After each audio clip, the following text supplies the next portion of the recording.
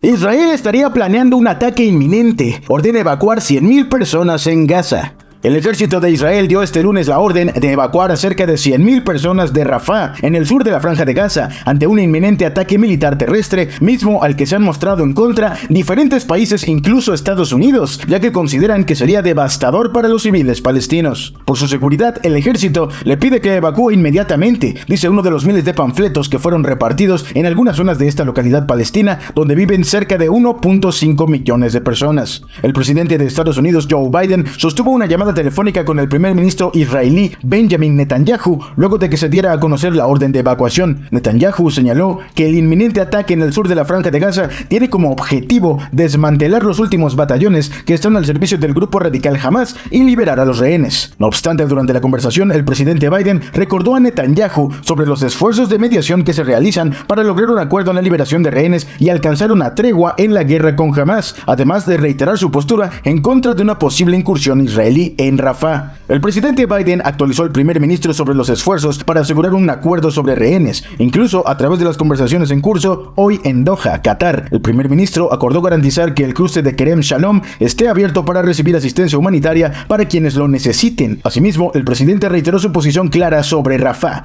señaló la Casa Blanca.